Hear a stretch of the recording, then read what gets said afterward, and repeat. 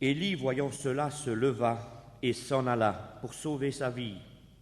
Il arriva à Beersheba, qui appartient à Juda, et il y laissa son serviteur. Pour lui, il alla dans le désert, où après une journée de marche, il s'assit sur un genêt et demanda la mort en disant : « C'est assez maintenant, Éternel, prends mon âme, car je ne suis pas meilleur que mes pères. » Il se coucha et s'endormit sous un genêt. Et voici un ange le toucha et lui dit : « Lève-toi, mange. » Il regarda, et il y avait à son chevet un gâteau cuit sur des pierres chauffées et une cruche d'eau. Il mangea et but, puis se recoucha. L'ange de l'Éternel vint une seconde fois, le toucha et lui dit : « Lève-toi, mange, car le chemin est trop long pour toi. » Il se leva, mangea et but, et avec la force que lui donna cette nourriture, il marcha 40 jours et 40 nuits jusqu'à la montagne de Dieu, à Horeb. Et là, il entra dans la caverne, et il y passa la nuit. Et voici la parole de l'Éternel lui fit adresser en ces mots : « Que fais-tu ici, Élie ?» Il répondit : « J'ai déployé mon zèle pour l'Éternel, le Dieu des armées, car les enfants d'Israël ont abandonné ton alliance, ils ont renversé tes autels, et ils ont tué par l'épée tes prophètes. Je suis resté moi seul, et ils cherchent à m'ôter la vie. » L'Éternel dit : « Sors et tiens-toi dans la montagne devant l'Éternel. » Et voici l'Éternel passa. Et devant l'Éternel, il y eut un vent fort et violent qui déchirait les montagnes et brisait les rochers. L'Éternel n'était pas dans le vent. Et après le vent, ce fut un tremblement de terre. L'Éternel n'était pas dans le tremblement de terre. Et après le tremblement de terre, un feu. L'Éternel n'était pas dans le feu. Et après le feu, un murmure doux et léger. Quand Élie l'entendit, il s'enveloppa le visage dans son manteau. Il sortit et se tint à l'entrée de la caverne. Et voici une voix lui fit entendre ces paroles : « Que fais-tu ici, Élie ?» Il répondit : « J'ai déployé mon zèle pour l'Éternel, le Dieu des armées, car les enfants d'Israël ont abandonné ton alliance. Ils ont renversé tes autels et ils ont tué par l'épée tes prophètes. Je suis resté moi seul et ils cherchent à m'ôter la vie. » L'Éternel lui dit : « Va, reprends ton chemin par le désert jusqu'à Damas, et quand tu seras arrivé, tu oindras Hazaël pour roi de Syrie. Tu oindras aussi Jéhu, fils de Nimshi, pour roi d'Israël, et tu oindras Élisée, fils de Shaphat, d'Abel-Méhola, pour prophète à ta place. Et il arriva que celui qui échappera à l'épée d'Hazaël, Jéhu le fera mourir, et que celui qui échappera à l'épée de Jéhu, Élisée le fera mourir. Mais je laisserai en Israël 7000 hommes, tous ceux qui n'ont point fléchi les genoux devant Baal, et dont la bouche ne l'a point baisé. » Un autre témoignage tiré des psaumes. C'est un psaume collectif puisqu'il a été composé par les fils de Corée. Psaume 42, qui nous parle aussi de ce temps de dépression. Vivre un temps de dépression et pouvoir le dépasser. C'est le thème de tout notre culte et ces témoignages. Je remercie déjà les personnes qui ont bien voulu témoigner de la grâce de Dieu pour vivre et dépasser. Et il a déjà été beaucoup question de grâce. Voici le témoignage des fils de Corée. Vous allez entendre combien la dépression est dans leur cœur et dans leur être profond. Verset 2, « Comme une biche soupire après les courants d'eau, ainsi mon âme soupire après toi, ô Dieu. Mon âme a soif de Dieu, du Dieu vivant. Quand irai-je et paraîtrai-je devant la face de Dieu ? Mes larmes sont ma nourriture jour et nuit, pendant qu'on me dit tout le temps, mais où est ton Dieu ? Voici pourtant ce dont je me souviens avec effusion de cœur. Je marchais avec la foule, je m'avançais avec elle vers la maison de Dieu, au milieu des acclamations et de la reconnaissance d'une multitude en fête. Mais pourquoi donc t'as battu mon âme et gémis-tu en moi ? Attends-toi à Dieu, car je le célébrerai encore pour son salut. Mon Dieu, mon âme est abattue à mon sujet. C'est pourquoi je me souviens de toi depuis le pays du Jourdain, depuis l'Hermon, depuis la montagne de Mitsar. Un abîme appelle un autre abîme, un bruit appelle un autre bruit, au bruit de tes cascades, toutes tes vagues et tous tes flots passent sur moi. Le jour, l'Éternel m'accorde sa bienveillance, la nuit, son cantique m'accompagne. C'est une prière au Dieu de ma vie. Je dis à Dieu, mon roc, pourquoi m'as-tu oublié? Pourquoi dois-je marcher dans la tristesse sous l'oppression de l'ennemi? Mes os se brisent quand mes adversaires me déshonorent et me disent tout le temps, où est ton Dieu? Pourquoi t'as battu mon âme et gémis-tu sur moi? Attends-toi à Dieu, car je le célébrerai encore. Il est mon salut et mon Dieu. Et puis un dernier texte, 5 versets dans le prophète Zacharie. Prophète Zacharie, chapitre 3e, c'est l'avant-dernier livre de votre Ancien Testament. Zacharie, chapitre 3, les versets 1 à 5, c'est une sorte de fenêtre qui s'ouvre sur, je vais dire, point de vue biblique, point de vue de la relation avec Dieu, la seule voie pour réellement sortir de la dépression. Et voici ce qui se passe dans le ciel. C'est une image de ce qui s'est passé dans le ciel. Il me fit voir le souverain sacrificateur Josué debout devant l'ange de l'Éternel et Satan, l'ennemi donc, debout à sa droite pour l'accuser. L'Éternel dit à l'ennemi, à Satan, que l'Éternel te réprimande, Satan, que l'Éternel te réprimande, lui qui a fait porter son choix sur Israël, n'est-ce pas là, sur Jérusalem, pardon, n'est-ce pas là un tisson arraché du feu? Or, Josué, le souverain sacrificateur, Josué était couvert de vêtements sales et se tenait debout devant l'ange. Celui-ci prenant la parole, dit à ceux qui étaient devant lui, ôtez-lui les vêtements sales. Puis lui dit, vois, je t'enlève ta faute pour te revêtir d'habits précieux. Je dis qu'on mette sur ta tête un turban pur. Et ils mirent le turban pur sur sa tête, et ils lui mirent des vêtements. L'ange de l'Éternel se tenait là.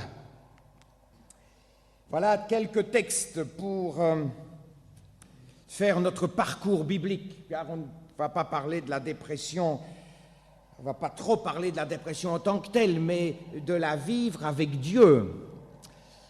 Comment la vivre avec Dieu alors que la dépression atteint notre être le plus profond et atteint donc la relation avec Dieu?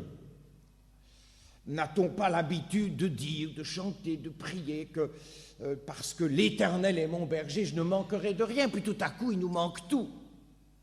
N'a-t-on pas l'habitude de dire mais l'Éternel est tout-puissant, l'Éternel est avec nous, de quoi aurais-je peur? Et puis voilà qu'il y a des angoisses, qu'il y a des peurs qu'on ne peut plus contrôler. Oui, cette maladie du siècle qui frappe n'importe quelle personne de n'importe quel âge, peut-être faudrait-il dire, et il faut déjà peut-être tirer une première conclusion importante, cette maladie du siècle qui frappe plus dans les pays nantis, dits riches, que dans les pays du tiers-monde. C'est-à-dire là où peut-être où les gens se croient plus forts, plus puissants, plus bénis, dans une certaine forme de bénédiction. Oui, c'est là que la maladie du siècle, la dépression, frappe le plus. La dépression est une maladie qu'il faut mettre au rang des maladies, comme toute autre maladie. Quelqu'un a dit, les dépressifs ont franchi une frontière, quoique proches, ils ne sont plus avec nous. Ils sont seuls face à leur angoisse. Leur porte est close. Nous ne les atteignons plus. Un ressort est cassé quelque part dans la complexe et merveilleuse machine humaine. Un ressort est cassé. Les vrais dépressifs ne réagissent plus comme Monsieur Tout-le-Monde, s'il faut prendre évidemment Monsieur Tout-le-Monde comme normal. Ils ne peuvent pas dominer leur dépression. C'est quelque chose de plus fort qu'eux. Aussi se sentent-ils incompris par leurs proches, par leurs amis, qui leur disent de se secouer et que cela va passer. Ils finissent alors par s'isoler de plus en plus et s'enfoncent dans leur dépression. Nous voyons par ces textes tirés témoignages de personnes ayant passé par là. On se rend compte que l'entourage est important, comme dans toute maladie d'ailleurs. L'entourage, la famille, mais aussi la communauté.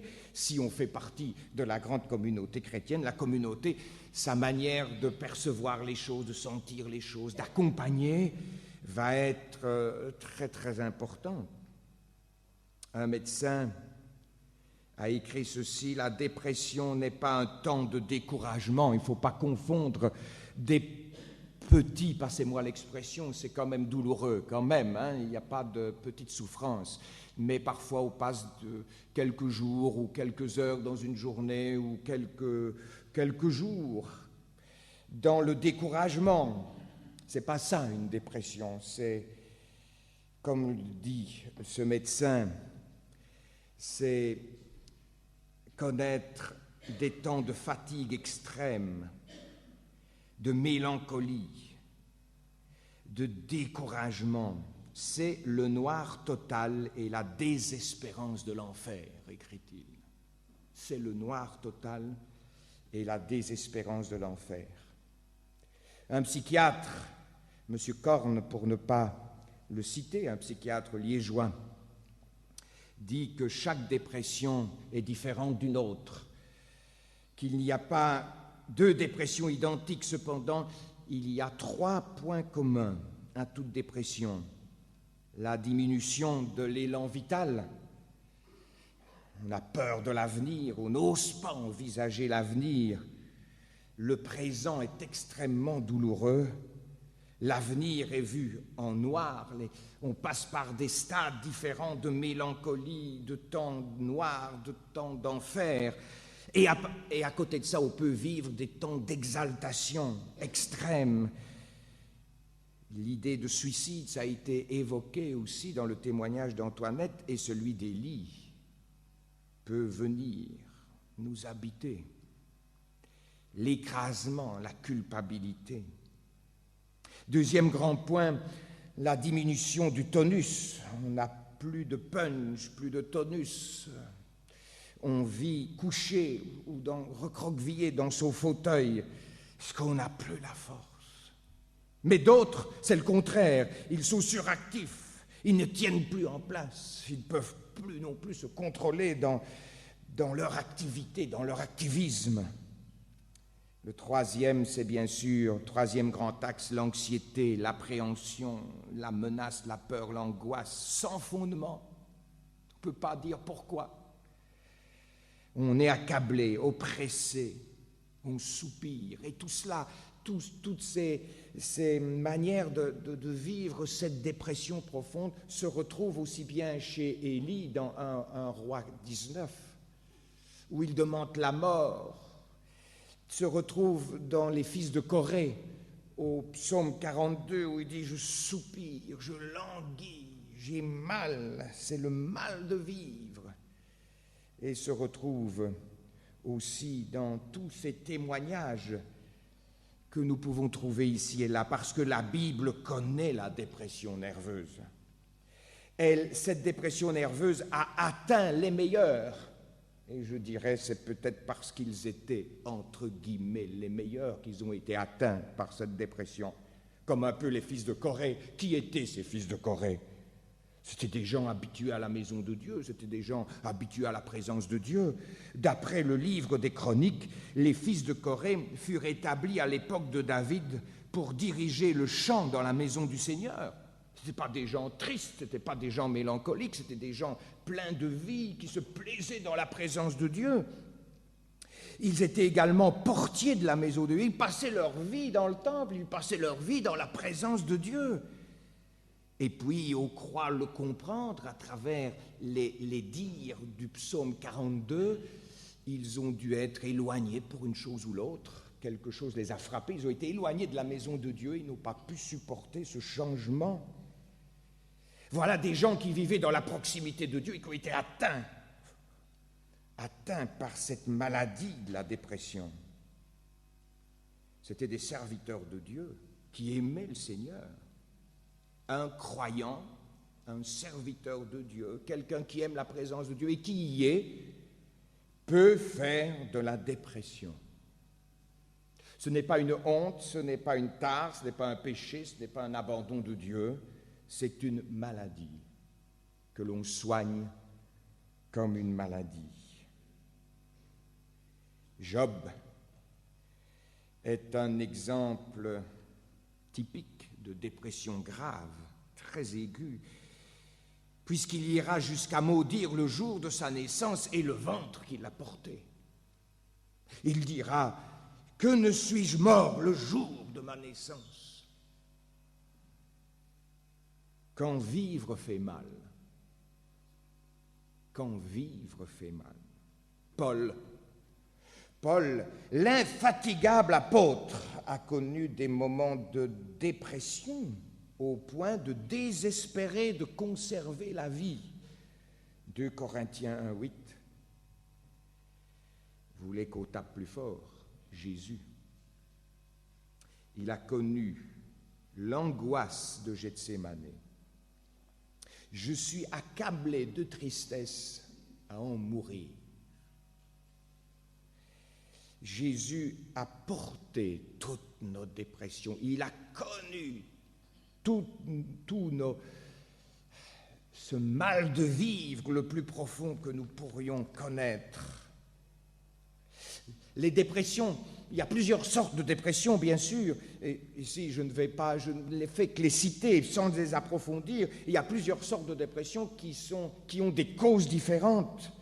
Mais la plupart des dépressions que l'on peut rencontrer sont des dépressions qu'on appelle réactionnelles, suite à une maladie, suite à la perte d'un être cher, suite à la perte de la santé, de la mobilité, suite à un accident, à la perte d'emploi, à une série d'échecs ou à un échec.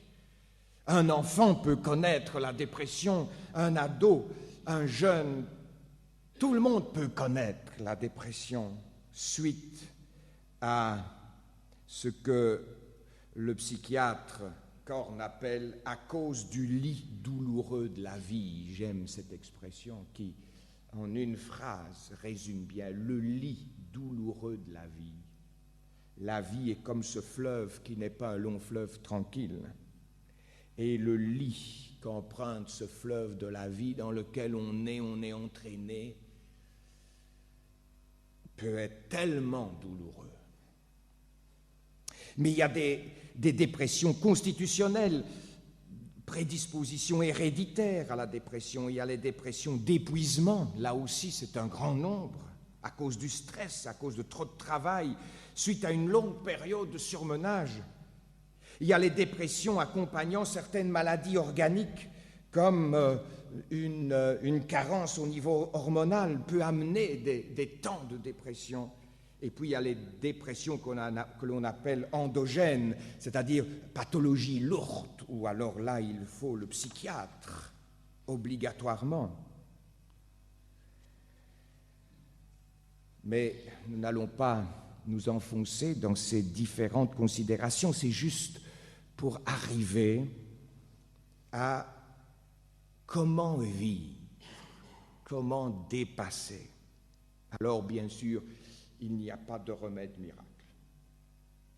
Il n'y a pas de faites ceci et faites cela et vous verrez, vous irez bien. Léonie parle de 3 ans. Antoinette, je pense, n'a pas employé de temps. Et Élie, ça a duré un certain nombre de temps. Le fait qu'il fuit devant Jézabel et puis qu'il dorme pendant tout ce temps sur le chemin d'Horeb. Puis il a marché seulement pendant 40 jours et 40 nuits, chiffre bien symbolique, 40. 40, ça peut être peut-être plusieurs années aussi, pourquoi pas. La dépression, on n'en sort pas à coup d'imposition des mains, d'onction d'huile et d'essayer de prendre des victoires au nom de Jésus.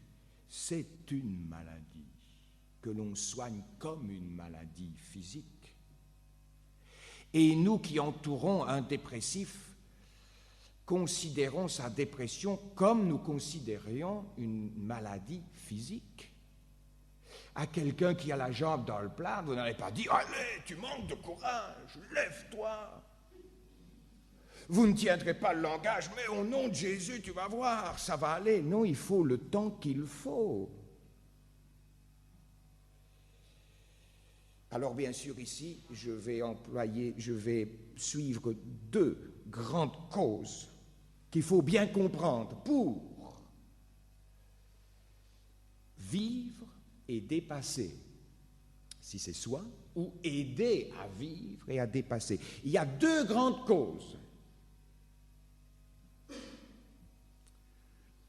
La première, il y a bien plus que deux grandes causes, mais bon, on n'a pas des heures, hein, donc il faut bien se résumer. Je vais dire pour la plupart des cas, surtout dans les dépressions réactionnelles, donc les dépressions qui nous atteignent suite à une maladie, suite à une épreuve, suite à un deuil, suite à un échec. Pour ces dépressions-là, il y a souvent deux grandes causes, mais elles ne sont pas les seules. Loin de là, ce n'est pas exhaustif. C'est ce que j'appelle, et vous savez que je reviens souvent, quand on réfléchit sur la vie, sur les circonstances de la vie qui nous atteignent en tant que chrétiens, je reviens toujours à dénoncer une même cause de nos maladies, de nos mal de vivre. C'est le refus d'accepter notre finitude, c'est-à-dire le refus de notre fin. Le refus d'accepter que nous sommes des gens ayant une fin. Et cette fin, bien-aimée, est soulignée au quotidien par les limites de notre corps, les limites de notre esprit, les limites de notre santé, les limites. On touche presque tous les jours à des limites. Et au départ, et surtout en amont de la dépression, il y a cela, ces refus, on n'arrive pas à accepter d'être limité. On n'accepte pas la mort. On n'accepte pas, ce n'est pas possible, ces maladies qui nous atteignent. On n'accepte pas d'être limité, parce qu'au départ, on n'est pas fait pour être limité. Il y a quelque chose en nous d'éternel, il y a la pensée de l'éternité, et on veut tout faire pour atteindre ce but. Mais voilà, il faut se rendre compte que ce but n'est pas atteignable ici-bas. Et ça, il faut l'avaler. Et même celui qui l'a avalé, il doit apprendre encore à l'avaler tous les jours, parce qu'il va l'oublier. Et ce refus profond rejette les réalités de la vie, les vérités. Vous savez, encore aujourd'hui, on a tellement difficile d'avoir la vérité d'un médecin. Docteur, qu'est-ce que j'ai ? Il va essayer de tourner autour du pot, mais rarement il va aller droit au but. Depuis un certain temps, certains médecins veulent vivre la vérité avec leurs patients, mais cela leur est très dur, c'est très difficile. Donc on voit jusqu'où va se loger cette manie que nous avons de refuser la réalité, de refuser la vérité. On ne veut pas l'entendre, on la camoufle, ça devient un tabou, on ne veut pas en parler. Et puis quand ça arrive quand même, on n'est pas prêt évidemment à camoufler les choses, à ne pas les nommer, à ne pas leur donner le nom qu'elles doivent avoir. On s'illusionne. Et quand ça arrive quand même, puisque c'est inévitable, alors on ne tient pas. Et l'homme, y compris l'homme religieux, a essayé de trouver des trucs, des systèmes, des échappatoires pour dépasser ce qui le dérange dans la vie, c'est-à-dire la mort, la maladie, les limites de toutes sortes, les échecs. Et parmi ces trucs et ces systèmes, on en a tiré de la Bible. Vous savez que c'est mon dada, je reviens souvent là-dessus, mais c'est important parce que je ne voudrais pas qu'on soit trop déstabilisé par ce qui nous arrive, comme si c'était anormal. Pierre le disait déjà, ne considérez pas comme une chose anormale la fournaise qui survient sur vous. Aucun auteur biblique n'a trouvé anormal la mort, a trouvé anormal les souffrances en tant que chrétien, en tant que serviteur de Dieu. Aucun d'entre eux ne dit que c'est anormal. Tous disent en souffrir. Tous disent passer par des angoisses. Tous disent avoir des difficultés, ça oui, et se poser des questions, mais jamais comme quelque chose d'anormal. Oui, peut-être des petites pistes qui nous mettent sur la voie pour bien montrer que ces hommes de la Bible étaient des hommes de la même nature que nous. Si on lit de plus près les témoignages bibliques, par exemple chez Élie, qu'est-ce qu'il dit à Dieu, Élie, dans sa fuite? Il dit « Reprends ma vie, parce que je ne suis pas meilleur. Je ne suis pas meilleur que mes pères. » Pourquoi dit-il ça?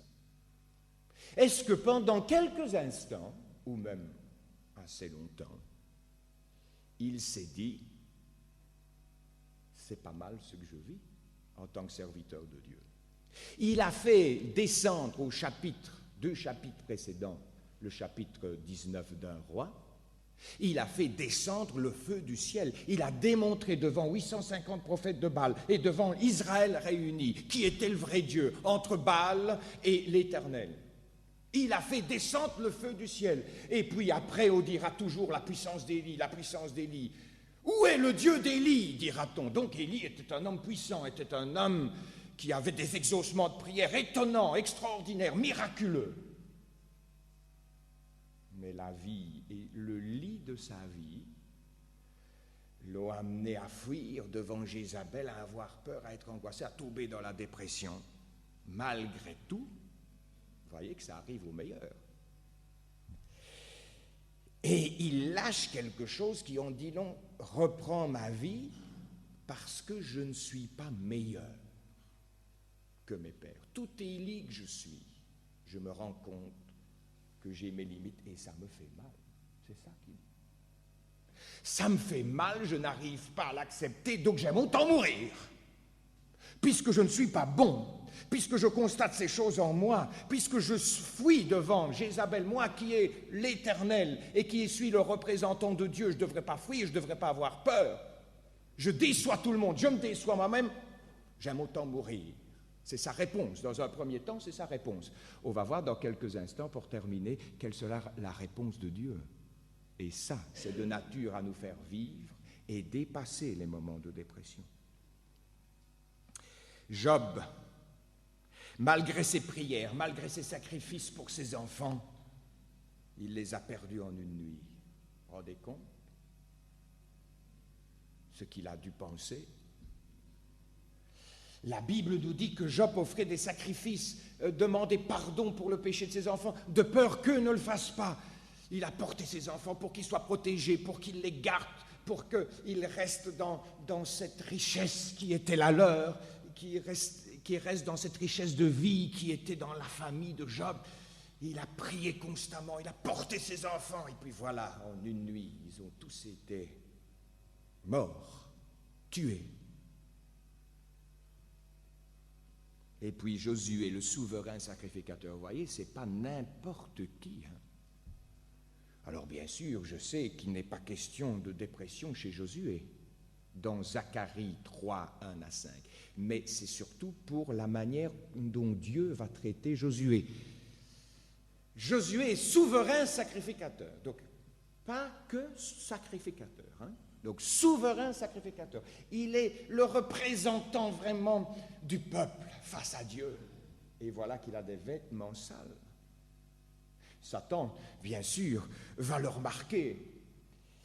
Et dans la dépression, nous est-il dit si souvent, on est opprimé, on est oppressé, on est accusé, on est culpabilisé, on plie sous un fardeau terrible, où se trouvent même des péchés imaginaires, des fautes que l'on n'a pas faites. Et Satan, nous dit la Bible, est l'accusateur. Satan accuse. Et ici, nous entrevoyons ce qui se passe. Josué est devant Dieu avec des vêtements sales, ce n'est pas possible. La loi condamne ça. Il y avait les ablutions, les rites.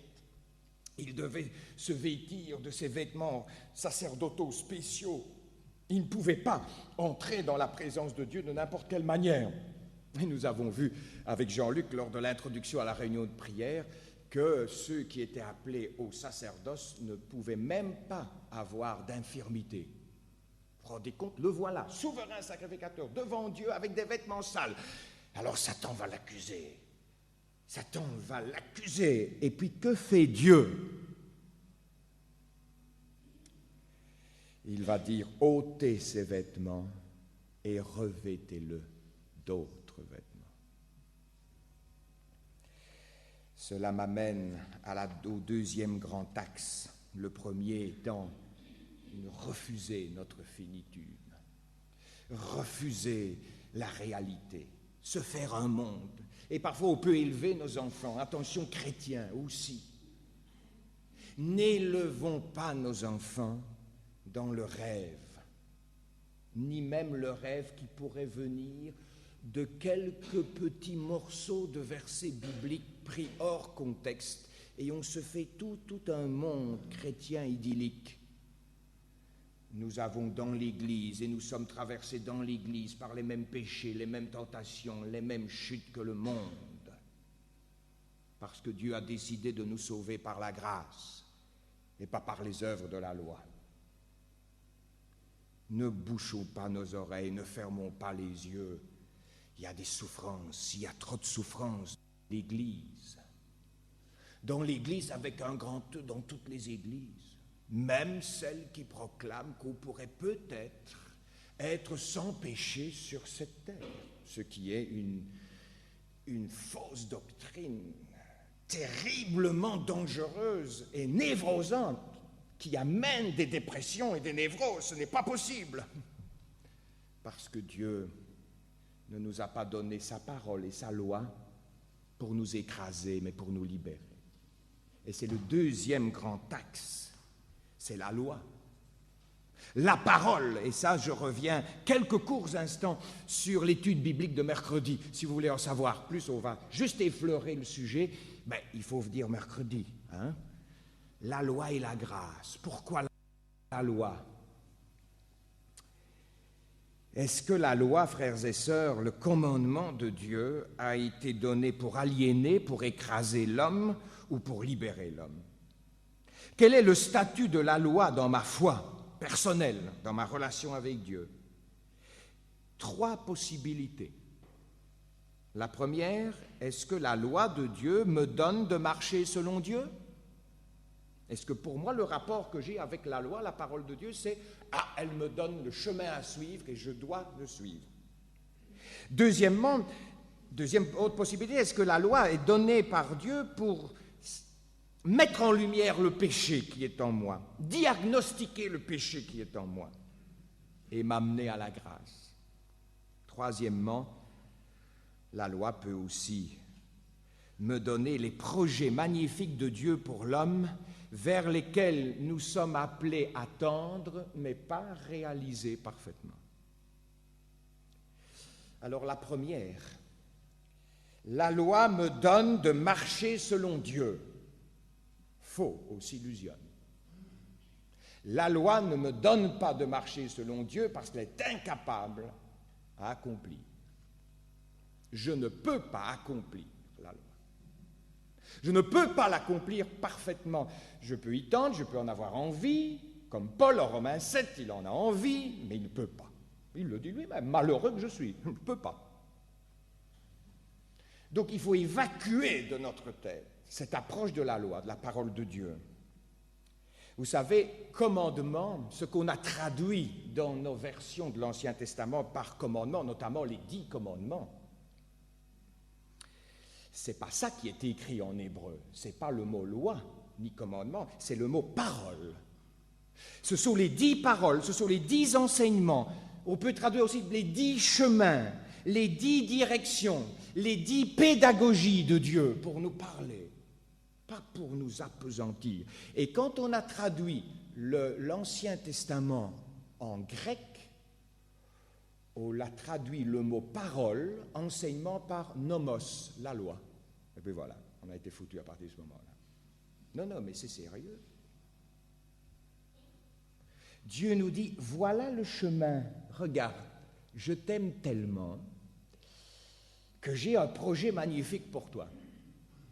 L'angoisse, l'impossibilité nous atteint et nous met dans les névroses et dans les dépressions. Si on est bon, parce que si on a une conscience tellement large que tout est bon, on n'est pas atteint, évidemment. Mais si on veut plaire au Seigneur, si on aime le Seigneur tellement qu'on aimerait lui montrer, ne pas le décevoir, voilà une autre erreur. Vous avez déjà déçu complètement. Il sait que vous ne pouvez pas. Il a envoyé son Fils pour ça. Le Nouveau Testament annonce, bien-aimé, ceci. Le ministère de la loi est un ministère de condamnation et de mort. Et la loi voit son rôle s'achever avec la conversion. La loi vous conduit à la grâce. C'est tout. Après, elle a fini son rôle. Dur, hein? Parce qu'on est tellement habitué à l'inverse qu'on se dit, oui, mais alors c'est trop facile, ça. Je ne veux pas cela. Et d'ailleurs, on est tout de suite avec nos questions. Oui, mais lui, il continue à faire ceci. Et moi qui continue à faire ça, je suis perdu. Le salut est une initiative de Dieu. Le salut, vous ne pouvez l'obtenir que par la grâce. C'est tout.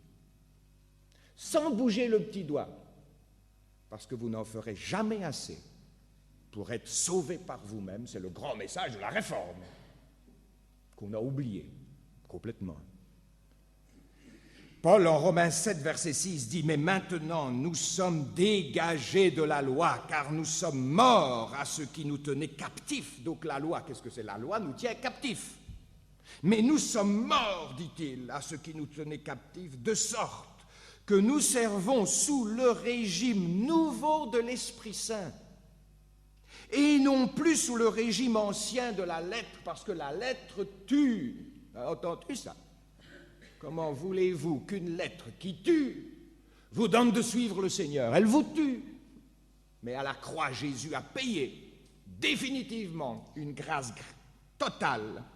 Et Romains 10, 4 dit « Car le Christ est la fin de la loi, en vue de la justice par la foi. » Si vous vous rendez compte de cette grâce de Dieu, et c'est ce qui nous est donné de recevoir. Et c'est ce qui nous est donné dans le livre, dans le premier livre des rois.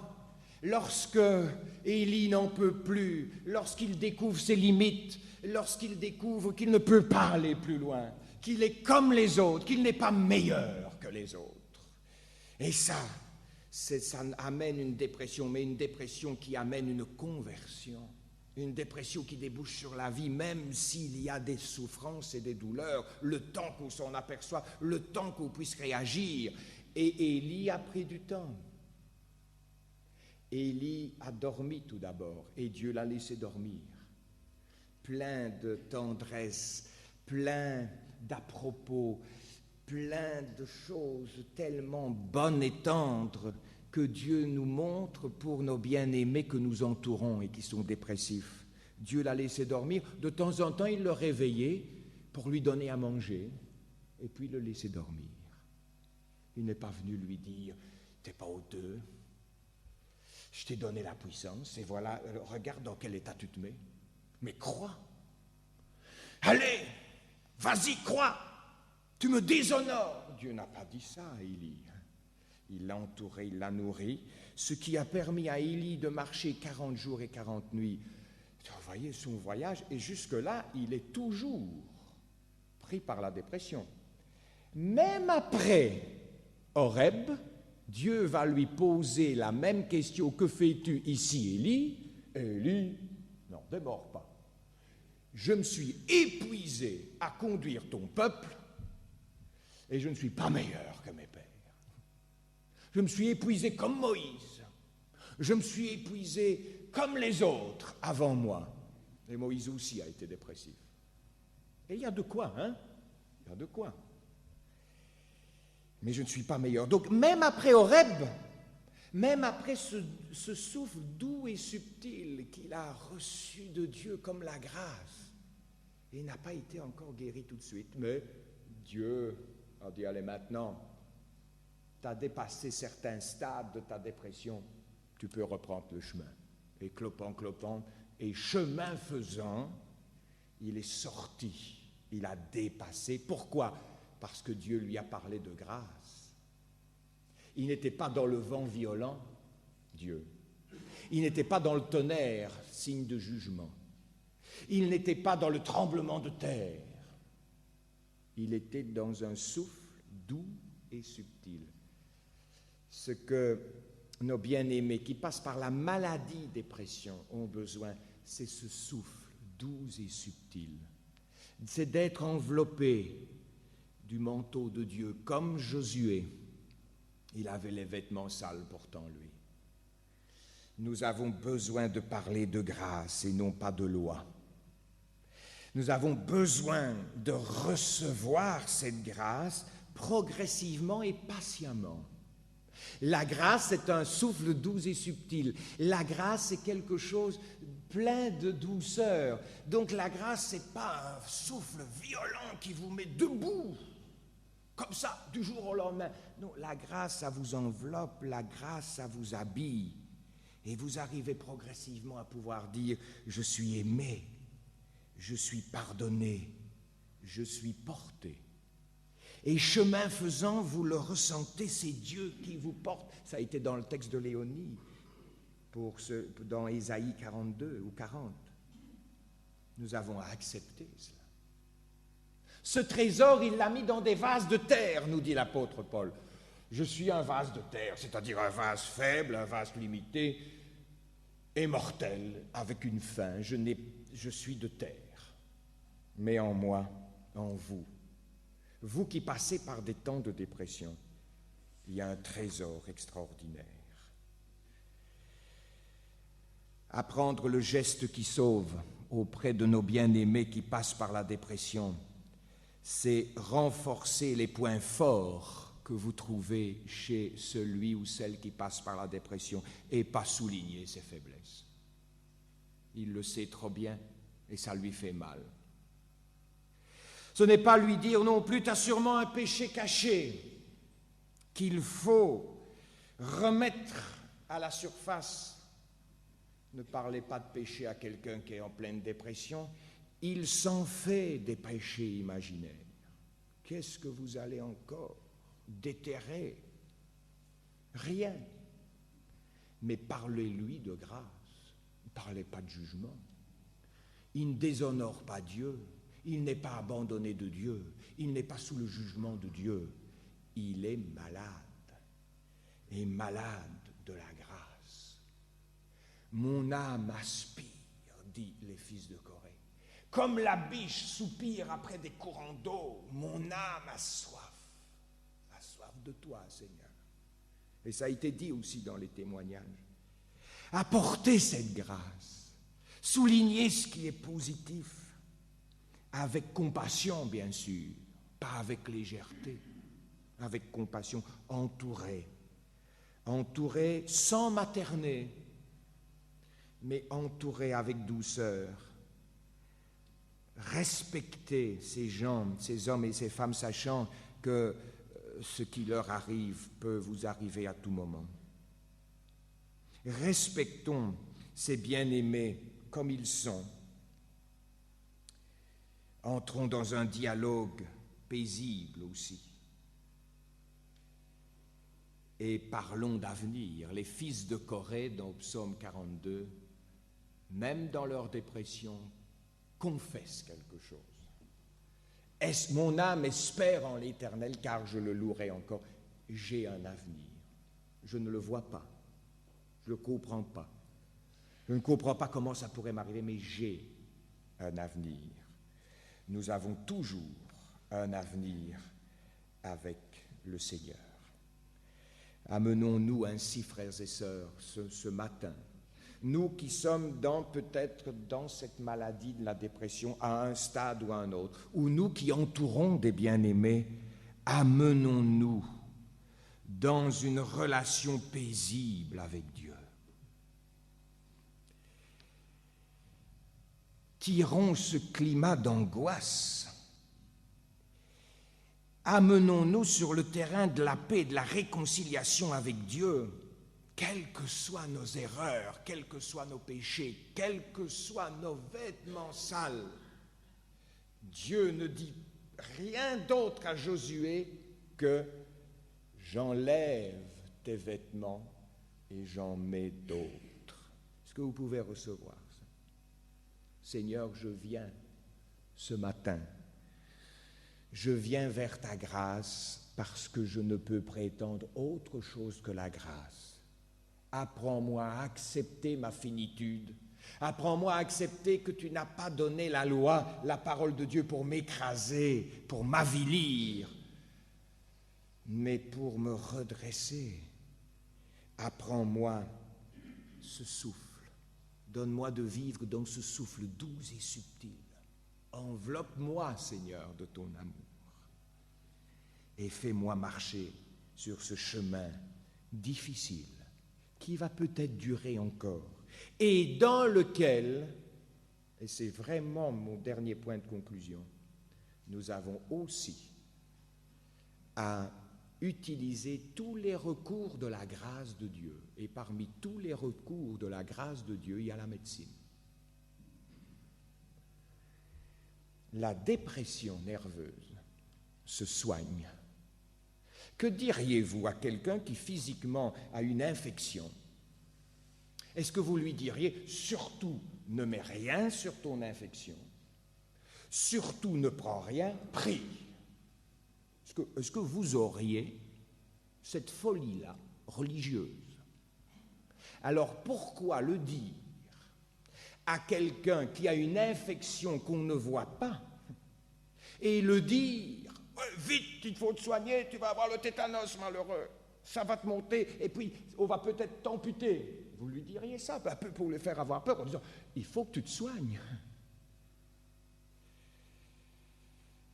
Ceux qui disent qu'il ne faut pas de médecin, c'est ceux qui diabolisent la maladie.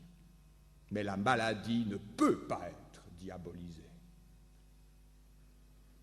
La maladie est un passage dans lequel nous passons tous. Et Dieu avec nous, Dieu à nos côtés, et il nous donne toutes sortes de recours de sa grâce. Et parmi toutes sortes de recours de sa grâce, il y a la prière, il y a l'imposition des mains, il y a l'onction d'huile, il y a la foi, il y a le médecin, il y a le psychologue, il y a le psychiatre. Et que nous puissions tous saisir cela et venir vers Horeb.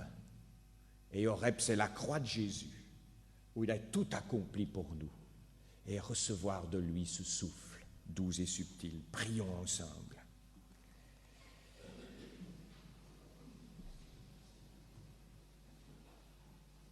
Seigneur notre Dieu, nous venons à toi maintenant, tous ensemble.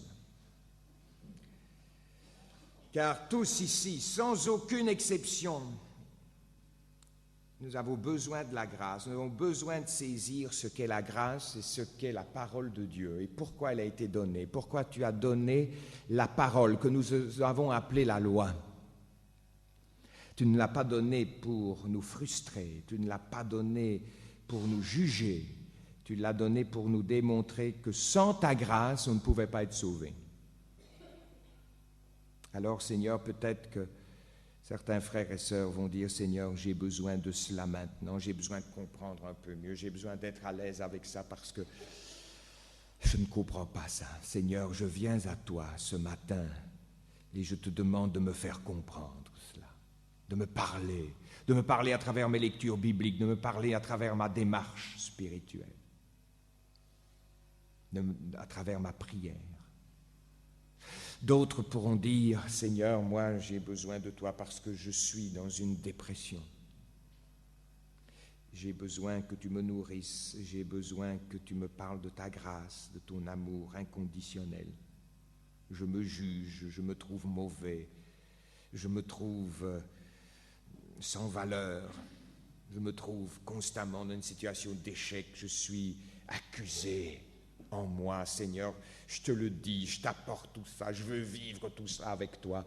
Amène-moi, s'il te plaît, à Horeb. Tire mes vêtements d'accusation, tire tout ce qui m'accuse, enlève comme tu as enlevé à Josué. Vous comprenez bien, frères et sœurs, s'il l'a enlevé à Josué qui était souverain sacrificateur, mais à combien plus forte raison le fera-t-il pour toi?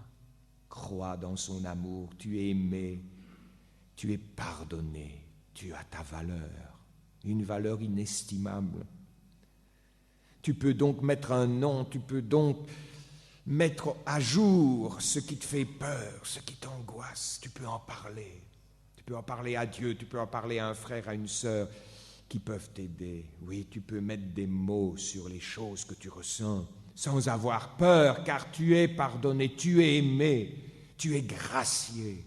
Dieu t'enlève ton vêtement de douleur, ton vêtement sale, et il te met un diadème, un vêtement de pardon, d'amour.